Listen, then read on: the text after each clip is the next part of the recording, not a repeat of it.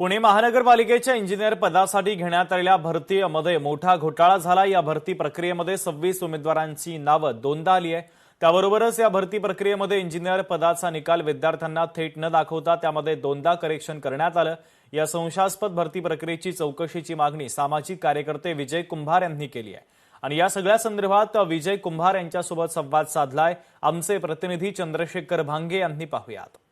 पुणे महानगरपालिकेच्या इंजिनियर पदामध्ये जी भरती करण्यात आली या पदासाठी मोठा घोटाळा जो आहे तो झाल्याचा आरोप सामाजिक कार्यकर्ते विजय कुंभार यांनी केलेला आहे। नेमका हा घोटाळा काय आपण त्यांच्याशी जाणून घेऊया। सर, पुणे मनपाच्या सगळ्या या इंजिनियर पदामध्ये जी भरती घेण्यात आली त्यामध्ये मोठा भ्रष्टाचार घोटाळा झाल्याचा तुम्ही आरोप केलात, हा नेमका काय सर? पुणे महापालिकेमध्ये ज्युनियर इंजिनियर पदाची भरती झाली, त्यासाठी परीक्षा घेण्यात आली। ही परीक्षा पारदर्शक पद्धतीने घेण्यात यावी यासाठी IBPS या संस्थेकडे त्यांनी ते काम दिलं होतं, परंतु त्यांचा जो निकाल आला तो थेट विद्यार्थ्यांना न दाखवता तो एडिट करून 2 वेळा वेबसाईटवर प्रसिद्ध करण्यात आला।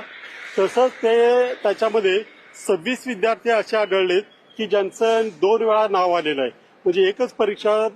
आणि हे सगळं सोपं व्हावं यासाठी एकाच वेळेला परीक्षा घेण्याच्या ऐवजी ती 3 टप्प्यामध्ये घेण्यात आली, म्हणजे 3 तारखांना घेण्यात आली। आणि हा सगळा घोटाळा त्या विद्यार्थ्यांनी ऑलरेडी तिकडे तक्रारी केल्या, परंतु लक्ष न दिल्यानंतर माझ्याकडे ते आला आणि मग आता मी पुणे महापालिकेच्या आयुक्तांना पत्र लिहिलं आहे या सगळ्या घोटाळ्याची फॉरेन्सिक ऑडिट करून दोषींवर गुन्हे दाखल करण्यात यावे।